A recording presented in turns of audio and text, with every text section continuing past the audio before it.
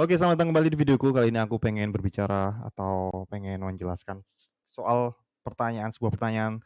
Bang, sejak kecanduan PMO kenapa badanku kurus ya? Aku udah sering banget dapat pertanyaan seperti ini dan ya, untuk dirimu juga yang punya pertanyaan yang sama, semoga video ini akan menjawab ya. Barangkali kamu udah ngalamin badanmu semakin mengkurus sejak kamu kecanduan PMO dan kamu bertanya-tanya.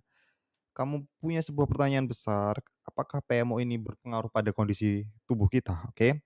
Oke, tapi sebelum menjawab pertanyaan itu, aku ingin memperkenalkan sebuah produk di mana itu ada sebuah produk audio afirmasi yang bernama Brain Boost Stop Kecanduan PMO.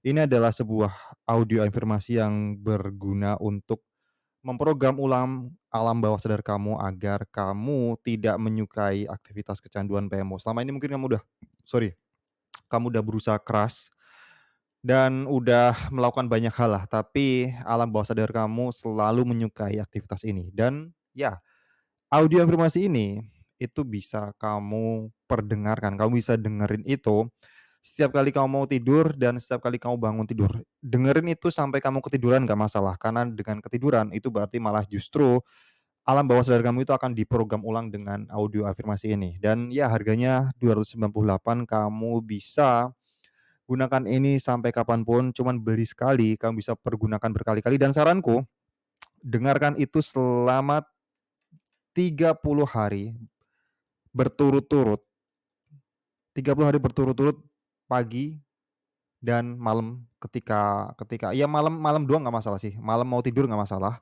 dan begitu kamu akan diprogram ulang alam bawah sadar kamu agar kamu tidak kecanduan PMO. Silakan klik link yang ada di deskripsi ya, oke? Langsung aja kita menuju pertanyaan tadi, kecanduan PMO apakah kecanduan PMO itu bisa bikin seorang badannya kurus?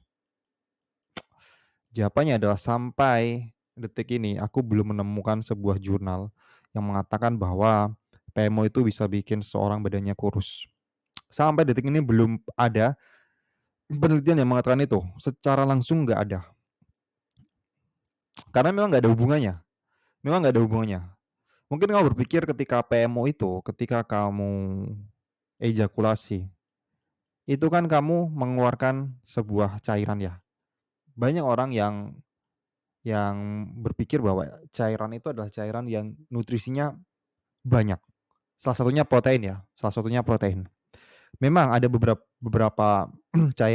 beberapa nutrisi dalam sperma yang itu berguna untuk tubuh. Tapi kalau katakanlah dalam konteksnya seperti yang dikhawatirkan lah ya, protein. Protein yang dikeluarkan setiap kali kamu ejakulasi, itu tidak sebanyak yang kamu pikir. Dan itu sangat, apa ya, mudah digantikan ketika kamu udah makan lagi. Kamu makan telur satu butir gitu ya, atau makan tempe, itu dengan sangat mudah menggantikan protein yang terbuang ketika kamu ejakulasi. Jadi nggak ada hubungannya ketika kamu sering ejakulasi, sering mengeluarkan sperma, kemudian badan kamu itu jadi kurus. Ini harus kamu pahami dan belum ada jurnal juga yang mengatakan bahwa kecanduan ini menyebabkan orang jadi kurus. Hanya dengan sering ejakulasi membuat seorang itu kurus. Ya kali kamu juga sehari juga nggak mungkin kan kamu melakukan PMO itu sampai 10 kali, sampai mungkin proteinnya itu yang tadinya sedikit jadi banyak juga. Tapi ya sebanyak-banyaknya juga nggak akan sampai yang se-ekstrim itu sampai sampai kamu kurus banget, tidak. Nah, itu secara langsung nggak akan berpengaruh, tapi kalau ditanya apakah secara nggak langsung itu berpengaruh, barangkali itu berpengaruh. Karena orang yang kecanduan PMO itu biasanya punya masalah pada dirinya, punya masalah stres, punya masalah depresi, punya masalah kondisi mental yang itu berpengaruh pada lifestyle-nya, berpengaruh pada pola makan. Nah, ini baru nyambung, berpengaruh pada pola makan, terus kemudian berpengaruh pada jam tidur, sehingga gini, apabila kamu tuh apabila kamu itu ini ya, punya problem PMO ini, kemungkinan besar kemudian kamu sampai berpengaruh di kondisi ini. Dan apa yang terjadi, itu berdampak pada lifestyle kamu. Kamu jadi pola makannya nggak teratur, kemudian kamu juga sering jam tidurnya nggak teratur, ya otomatis itu akan berdampak pada kondisi tubuh kamu. Nah, dalam kondisi tubuh aja itu ada 2 tipe badan kan, ada yang ektomorf dan endomorf. Kamu bisa cari tahu nih lebih detail lah. Jadi ektomorf itu yang tipikal badannya memang kurus itu ya, mau makan sebanyak apapun kurus, metabolismenya cepat, tapi kekurangannya adalah dia sulit bangun massa otot, bisa tapi sulit. Nah, endomorf itu adalah yang itu mudah banget gendut, mudah banget berat badannya nambah, tapi buat massa otot itu lebih mudah dibandingkan ektomorf. Nah, ini pengaruh kecanduan PMO yang berdampak pada mental seseorang, pada kondisi dua tubuh orang ini juga berbeda. Kalau jadi berpengaruh ke pola makan, ya bisa yang ektomorf itu jadi semakin kurus tentu, karena pola makannya nggak teratur. Terus kemudian kalau yang ini, yang endomorf, jadi makan terus, lama-lama jadi gendut, lama-lama jadi berisi, udah kecanduan PMO, udah badannya gendut. Wow, ini juga sering banget terjadi gitu loh. Jadi kemungkinan tipe badan kamu itu ektomorf dan bagaimana menentukan ektomorf dan endomorf ini lebih ke apa ya, bisa lebih ke genetik gitu ya. Genetik juga mungkin ya ada pengaruhnya tapi tidak yang ya mungkin genetik juga lah ya.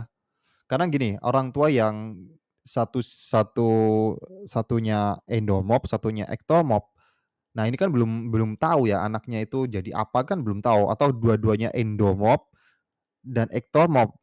Dua-duanya ektomorf atau ektomorf, belum tentu juga anaknya otomatis jadi ektomorf gitu loh.